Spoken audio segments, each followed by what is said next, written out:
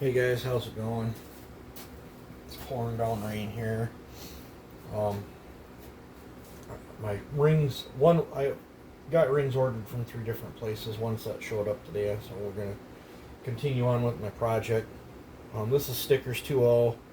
I did send it out for some testing, and I think he's getting ready to drop a video pretty soon on how it all turned out. But he dynoed it and stuff, and I wasn't happy with how it turned out. And then I knew this had the full circle crank in it, so then I threw that experimental one with overlapping transfers with the full circle crank. I never sent it out back for retesting because I can't get the pop out of it. So just not happy with it. So continuing on with the crank swap, piston swap. Now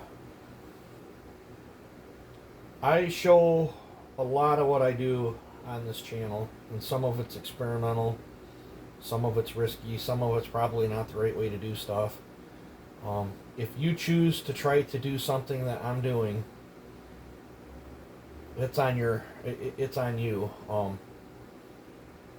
I had a gentleman message me that he tried to copy my, or mimic, I don't know what you want to call it. He tried to do the overlapping transfers in his saw, and he had a mishap and ruined his cylinder.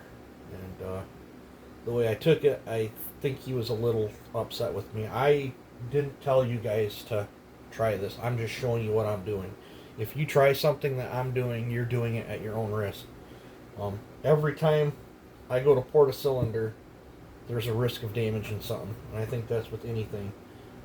It's up to you guys to figure out how great of a risk you want to do. Especially when I'm not even thoroughly done testing that. So the port work that I show you in this doesn't have overlapping transfers. If you guys choose to copy it, it's on your own accord. I don't want you guys getting mad at me because, hey, you tried something and it didn't work and your saw blew up or whatever. Shit happens. That's just how it happens. If you try something that I did, of course I feel bad about it, but there ain't nothing I can do about it.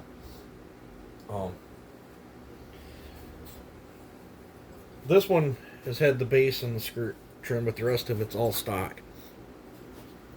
Now the intake port's going to look a little different than I normally do on these because typically I lung them.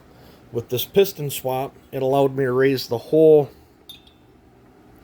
intake up. Look how close I am to the secondaries. It's just as close as if I was to have lunged it, but I got way more port area. Look at my new port. Look at the stock one. Huge difference. You can see how much difference my transfers are. Absolutely hogged out massively. Same. Let's go this way. Same with my upper work. There's a huge difference there. And I had to move these things an absolute mile because of all the machine work I did to this. Got a 3-stage angled combustion chamber in there. Of course, you can't really see the stock one. It's dirty. Now this exhaust port, it is very aggressive. It is very wide. You can only achieve that with this piston. You can look how teeny weeny the stock one is.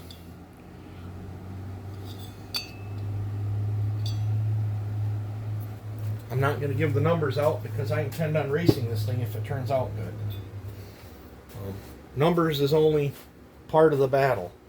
I don't know how many times I got to tell people, port for flow. Numbers are just for repeatability. Or if you build, you can blind port something, port it for flow, and if you like how it runs, then you can get the numbers off it and you can duplicate that build. That is the only thing I use numbers for, is for duplication.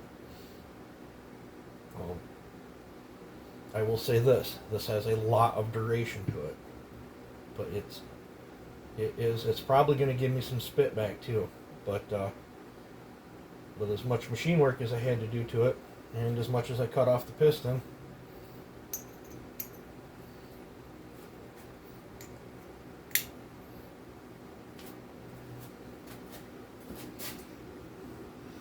don't know if you guys can see how much I cut off the piston. Quite a bit. I didn't cut any off the skirts. I did change the crap out of the inside of it. I lightened the living bejesus out of it. Same with the wrist pin.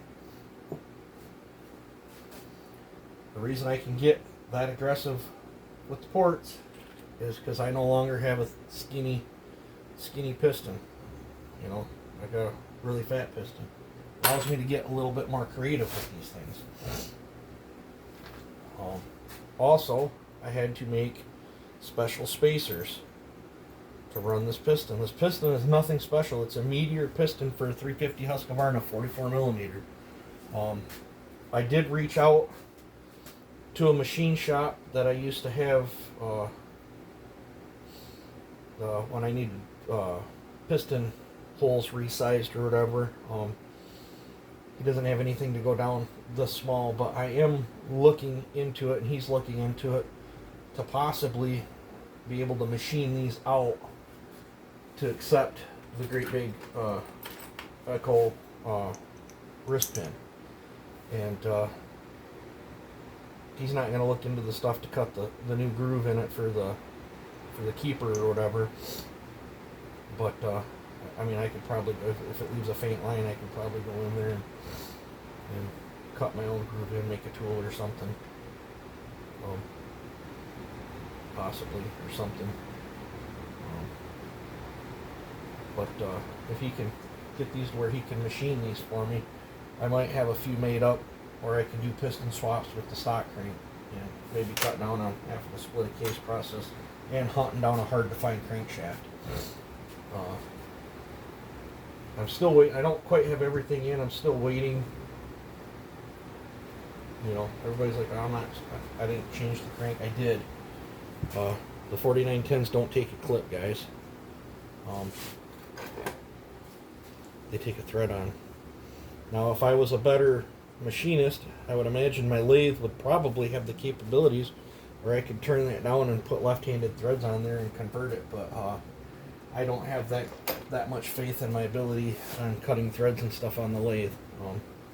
So I looked around on eBay and I found the whole clutch assembly with all the clips and everything. I spent $30 on it. It was supposed to have been here today. It did not show up, but my ring showed up, so I can hopefully get everything swapped around and get it fired up. Might not just have a clutch on it. So this is what I'm going to be puttering on this rainy day today. So once again, if you're trying to mimic something that I'm doing, do it at your own risk. I feel bad if something happens, but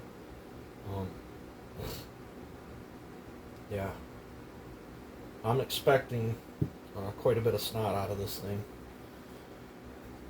I attacked these ports even harder than I did the one that I sent out. I'm super stoked. I can't wait for Friday because stickers will be racing. That 4910 I built the other day will be racing. I loaned out my 461, my 661 get-together saws. Loaned them out to the gentleman I built that 4910 10-4, and then I think Smitty said he's thinking about running that 036 I built him at that race too, so that'll be kind of cool. I wish I could go. I think it's like an 8-hour drive for me. It's just not in the funds. I got too much stuff going on the back burner. But and if I spend that money going there, it's gonna cut me too short for Sawfest. I got a little stash set aside for Sawfest, so I really want to go to Sawfest. So that's how that's going to roll. But I'm going to work on, I got to triple wash everything up. And I'm going to work on putting this thing together. What did I do with my piston? Oh, I said here. This has got, I can feel grit and stuff on it. I want to get it cleaned up good.